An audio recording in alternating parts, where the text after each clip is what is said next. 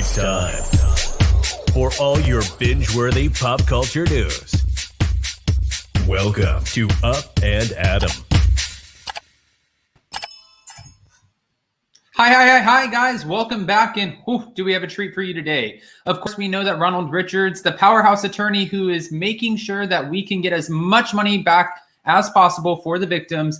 He's been on here before, and he's back today. Apparently, we have some new exclusive news. So without further ado, let's welcome Ronald Richards. And guys, don't forget to smash that like button. It means a lot. Hi, Ronald. How are you? Hey, how are you today? I'm good. Good. It's Thursday. We're almost at the weekend. How about yourself? I'm looking forward to the end of the week for sure. Happy. We still got a bunch more exciting things to do this weekend. It's a lot happening. I feel like it never ends for you. It doesn't. It doesn't. No. Okay. So I know that obviously we found out that, when it comes to the Girardis, they're saying that there was about $101 million that is due to the creditors, but now they're saying Tom Girardi only has about $4 million in assets, according to the bankruptcy docs. Is there any more information that's come out? Well, no, they just filed the schedules basically showing all the claims, but that doesn't mean that all those claims are bona fide. Like some of the petitioning creditors don't even have any backup for their claims on there or an amount. So, a lot of those claims will be what's called objected to, and the judge will strike them.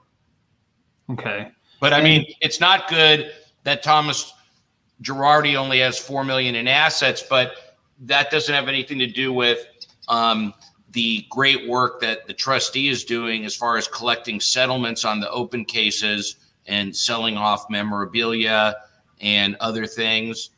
So I wouldn't say that there's going to be a lot more than $4 million in the estate, and I'm hopeful that Erika Girardi is going to pay back some of the $25 million the estate gave her.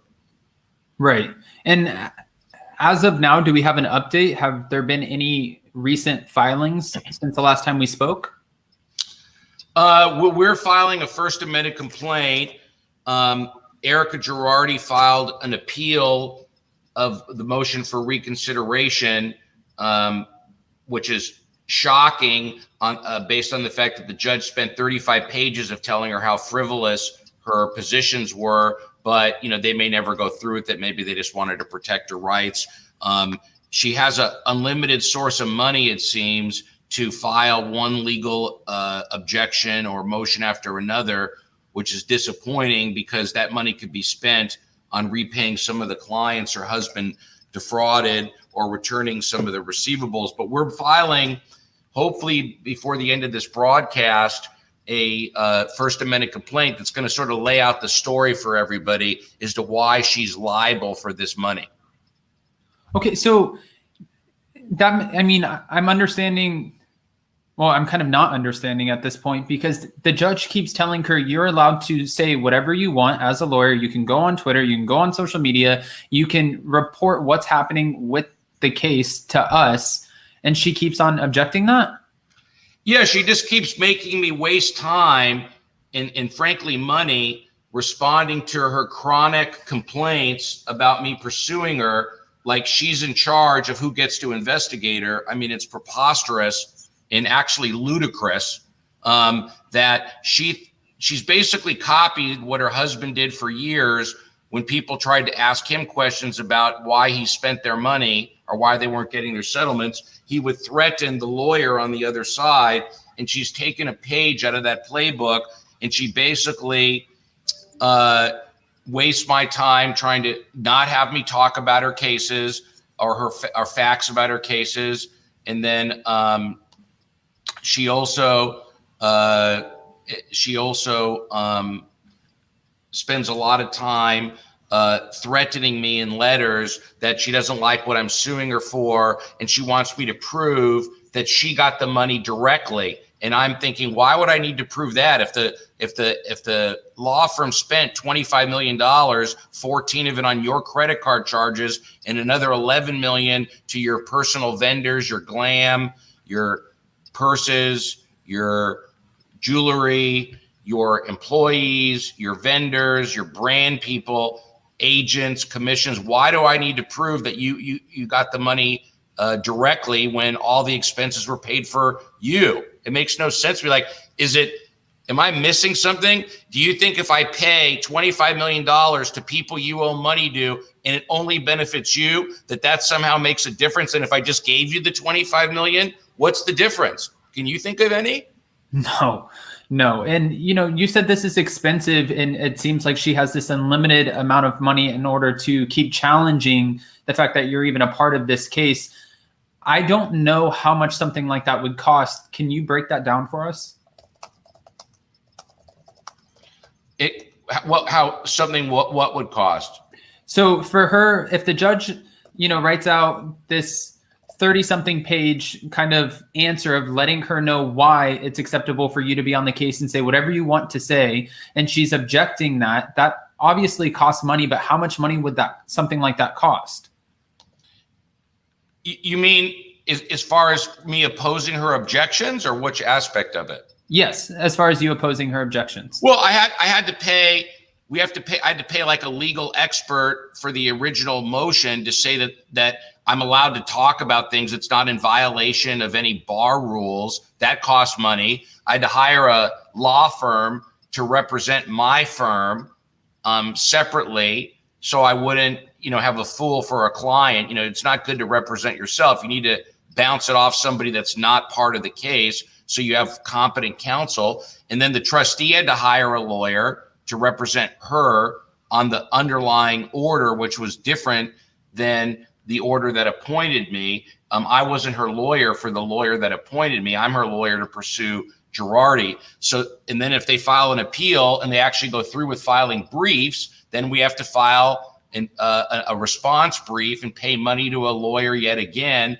And as the judge said, these are just tactics to interfere with the investigation. I mean, if it's not me pursuing her, it's going to be some other lawyer. And if I wasn't pursuing her as the trustee's special counsel, I would still be on Twitter talking about her. She's never going to shut me up and not let me tell your viewers or you what's going on. I mean, I don't understand. Where's the end game? Do you really think you're going to silence me because you challenge my appointment? Like my life would stop as we know it if for some reason I couldn't pursue her on a contingency basis and spend tens of thousands of dollars a month on attorney time investigating her? I mean, do you really think my life would be over? Of course not.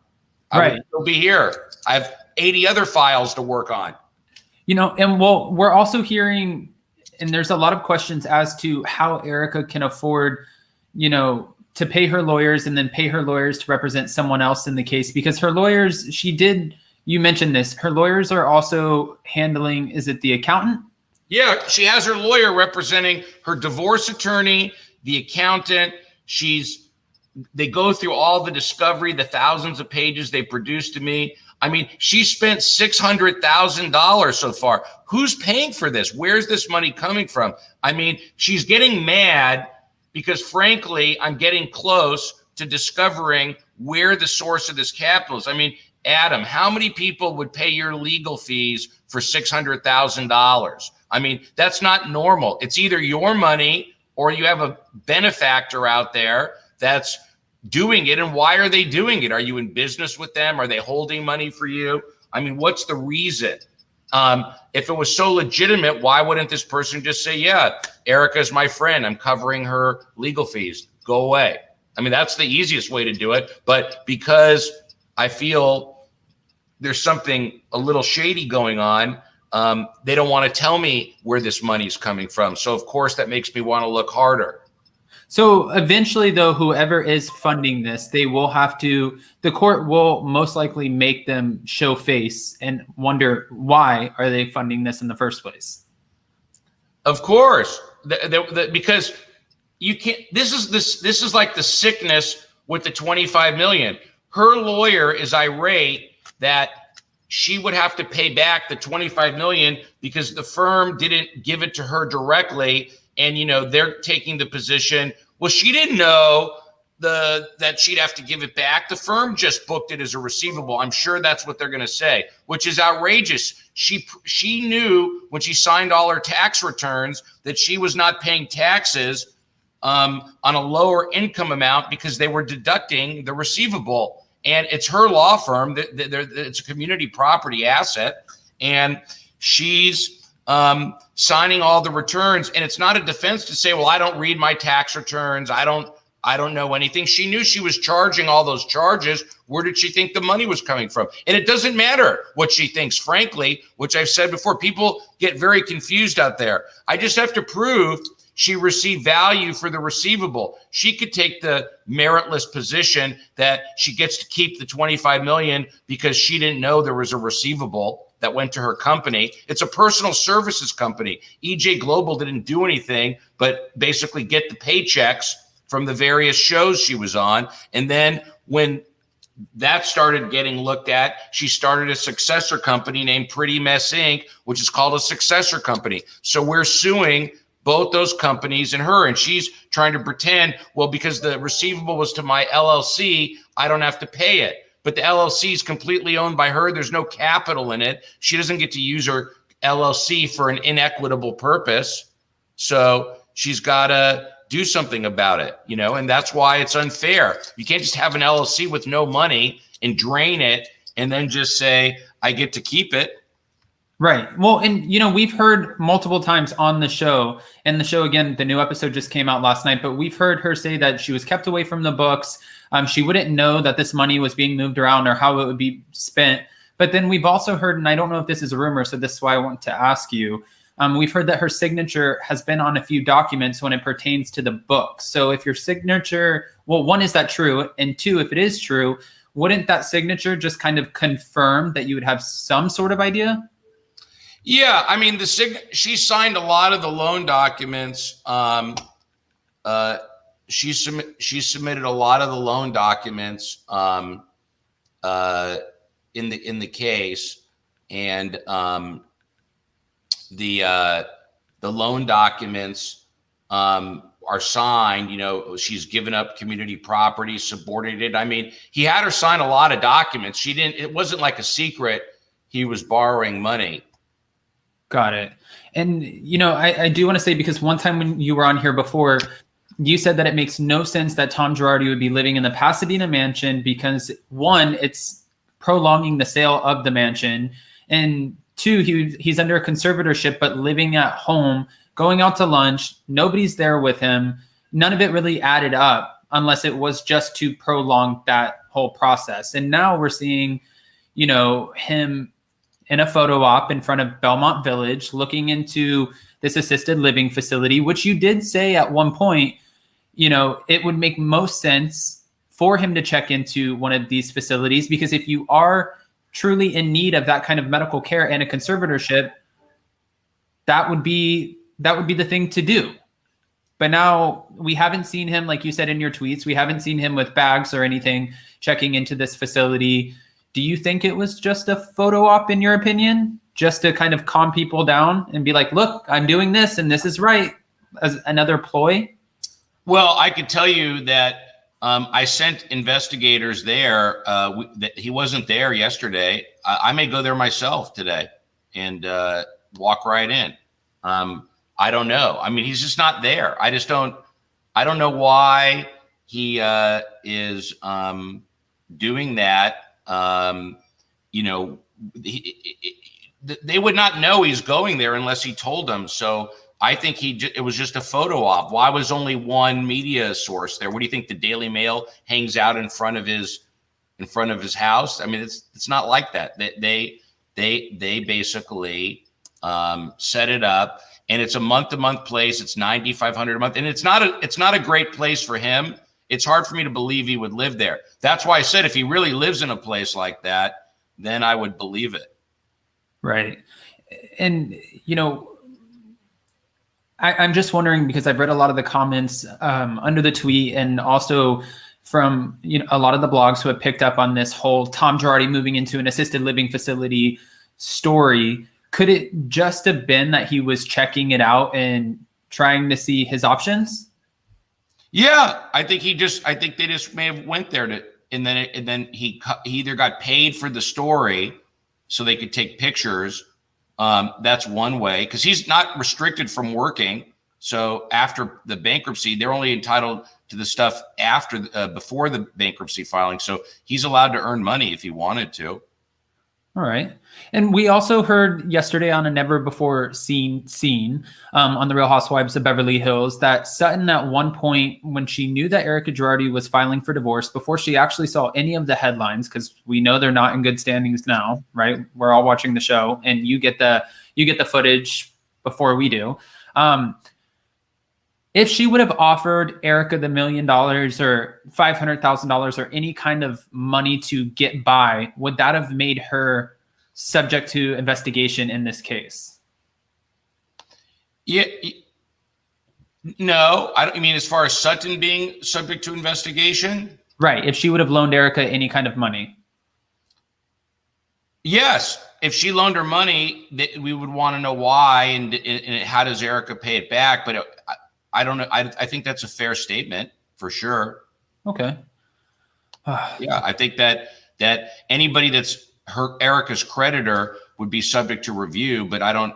If she just said, "Look, she's my friend," and I gave her an unsecured note, I think that'd be the end of it. I wouldn't waste my time with a deposition of her. I would just basically that'd be the end of it. I would just say, "Okay, let me read the paperwork," and I wouldn't want to bother her, but I want to ask her about it. But I don't think anybody's lending Erika any money. Got it. And well, two things. One, we've heard a rumor that we might be hearing before the reunion comes out. And there's a lot of rumors, right? So until they're proven, nobody actually knows. But we've heard a rumor that right before the reunion comes out that Erika Girardi is going to drop a new story. So it changes the focus of the reunion, that she might be potentially seeing someone or have a friend who might be helping her out financially. And we've also heard that Lisa Rinna may know or have met this person. Again, this is all a rumor, but that sounds like that could potentially be likely if nobody can understand why or where she's getting the funds to pay for all of this legal counsel. I mean, she has a relationship with somebody that's either controlling an account of hers or other things. You know, that's the issue. Got it. And I mean, then I don't know if she's going to reveal that. I doubt it. All right. And she's keeping it quiet because the show wants to spring it on TV, and she's under a contractual obligation not to disclose it until it's aired, until she airs it on TV. That could be a reason. I'm just guessing, but there could be a reason. That could make sense.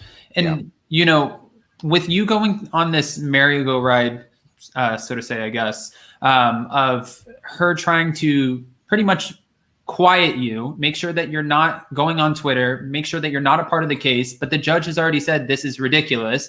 Let's keep it moving. This is prolonging the case. But now she's doing it again. So then you have to file, I believe it's called another motion to go against that. How many times can you guys keep doing this? I mean, there's no more appeals after this. I mean, I guess you could keep filing serial motions to disqualify me, but I don't think it's going to work. All right. Yeah, I don't necessarily think that that's going to work. Now, do you see a lot more motions being filed over the next week or so? No, I see a lawsuit being filed, and then she'll probably want some time to review it, and then after that, we'll see if she'll probably waste time and file a motion to dismiss, and then the judge will rule on that, and then we'll start taking direct discovery against Erika. This seems like this is going to be a lot longer of a process than everybody anticipated. Well, because her benefactor rather spend money on trying to slow me down than just work out a resolution, that would help the victims. Which is almost like buying your time, because like you said, eventually you are going to get to the source of the money, find out who's funding this, find out where the money went, which we obviously know at this point, $14+ million on an Amex bill, and then $11 more million to PR, glam, everything else. But at the end of the day, you have a job to do. So you're going to find out where the money's going. So this is just prolonging the whole thing, the inevitable. Yeah, I think it is prolonging the inevitable, because it's not going to stop It's not going to stop, it's not going to stop anything. We're not going to get tired. And all she's doing is basically creating more intrigue and proving by this unlimited source of capital, proving that she has plenty of money. Okay. And we have a question here. It's from Teresa. She wants to know, what case would you compare this to? I see in the comments some people are saying Bernie Madoff, but it doesn't hold a candle to that, does it? No, not really. It doesn't hold a candle to that. I mean, her husband's treachery of these poor settlements and these lawyers that were doing joint cases with them, it does rise to the level as far as not the same dollar loss, but the same human loss. But I would say it's unprecedented. That's why I'm covering it. I mean, I'm not covering every civil lawsuit I'm in, but what's happened here, it's affected so many clients in California that it's something it's something that needs to be talked about. I mean, it's the level of fraud and deception by her husband, and then all of a sudden having dementia. It's unprecedented. Nothing's ever happened like that. Okay. Well, Ronald, I know that your time is valuable. Time is money. We know that saying. Is there anything else that we should know? I would just have everybody check our Twitter page today, because we are going to post the lawsuit once it's filed. It's at Ronald Richards, and just follow it so you can download it, and then you may have some questions about it, and I'll shoot you a copy after it's filed, and you can take a look at it if you want to talk about it. There's going to be a lot of things in there that are going to blow people away, in my opinion. Again, it never ends. Before I let you go, there's one last question on here. Lindsay, thank you for the super chat. There is a payment of $100,000 to Tom Girardi for sale of stock proceeds. Is he actually suggesting that the partnership, which does not have shareholders, purchase treasury stock? I mean, it's hard to say. I think that he may have had a T-bill or something that he sold. Sometimes law firms hold treasuries when interest rates were higher, and that was just the proceeds of the sale. Okay. All right. Thank you, Lindsay. All right, Ronald. Well, again, I know that your time is valuable, so I appreciate you jumping on with me. We will continue to follow you on Twitter as you give us daily, if not weekly, if not daily updates. I mean, honestly, guys, for anyone who's watching, we have almost 1,500 in the room. Another one just came up, Susie Q. Belmont is more than 9,500 for the memory unit. When I looked at the facility 5 years ago for my parents, it was between $10,000 and $12,000. It's going to be interesting to see if he moves into a living facility, what that living facility is, and how much he would actually be spending on it. But if you guys want to know that when that time comes, I'm sure Ronald Richards will be talking about it. Ronald, thank you. Thank you, Adam. And it's always a pleasure being on your show. And they've tried to, silence you and me talking, but trust me, as long as I have a heartbeat, that's never going to happen. Hey, I appreciate it. No, I know. When I saw when I had the document sent to me the first time and our interview was brought up in one of the court documents, I was like, I got really nervous. And then talking with you, knowing that we are allowed to come on here and talk about it, it was reassuring because we don't know the legal jargon. And when you get brought up in a court case, it's not the most exciting news. All right. Well, thanks, Adam. Have a good week. I'll talk to you soon. All right. You too. Thank you. All right, guys, make sure to go follow Ronald Richards on Twitter. And also, if you haven't already, go ahead, smash that like button, show some love. We will be going live today with Kempire at 5 p.m. Eastern Standard Time. We're going to be talking about the Real Housewives of Beverly Hills. Again, it's a good season. I mean, honestly, the ratings are killer this season, but obviously that has a lot to do with the scandal that it is surrounding. So it doesn't stop, and we're not going to stop until it stops. All right, guys, we'll see you next time. Bye. Thanks for the super chat.